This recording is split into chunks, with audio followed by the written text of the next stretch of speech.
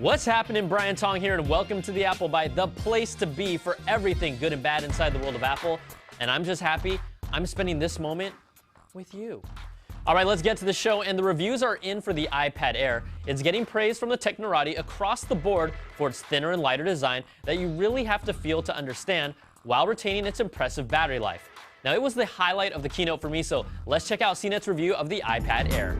Hi everybody, I'm Tim Stevens, and this is the 5th generation iPad. It's the biggest refresh to the iPad since the 2nd generation came out.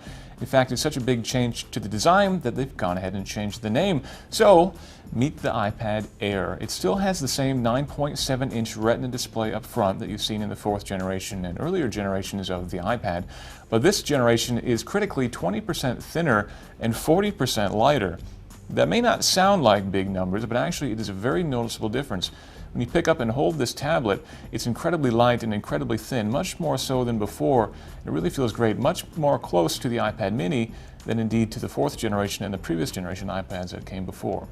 It has the A7 processor, which we just saw introduced in the iPhone 5S, which is a 64-bit chip, which gives really great performance. We've actually seen noticeable improvements over the 4th generation iPad, which itself was quite a performer. Now we've got the same selection of ports as before, which is basically just one port, the Lightning port on the bottom of the device. We do now have stereo speakers, which is great. However, they're both still located on the bottom of the tablet. We would have liked to see one of the speakers situated on the top so that when you hold it sideways and watch a movie, you'll get proper stereo separation. Overall, we're really big fans of the new iPad Air. It's nothing really that drastically different over the 4th generation, but the thinness and lightness do make it much more of a portable tablet than before. You barely will even notice it in your bag. In terms of the competition, it certainly does stack up pretty well in terms of specs and performance. However, it's still a fairly expensive tablet, starting at $499 for the 16GB version and going up $100 each as you go to 32, 64, and 128 gigabytes. If you like the 3G or LTE versions of the tablet, you can get those for an additional $130 each. Again, pricing very similar to the 4th generation iPad.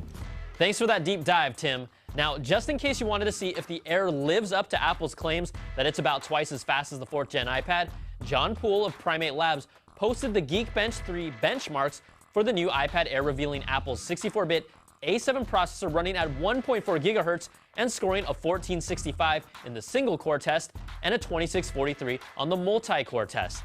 Now, fast don't lie, and truth be told, with these specific benchmarks, it's over 80% faster, and this is really the most impressive iPad yet, even without Touch ID.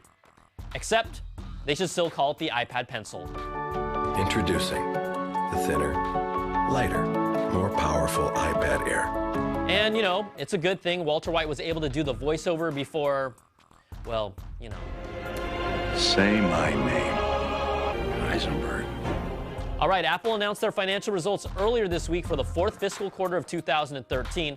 The highlights: Apple sold a record 150 million iPhones on the year, up 25 million from 2012. It also sold a record 71 million iPads in the fiscal year for 2013. Now the lowlights: Apple sold just over 16 million Macs, its lowest total since 2010, and 26 million iPods, its lowest since 2005. Now, there's always some nuggets of info to pull out from the Q&A session afterwards.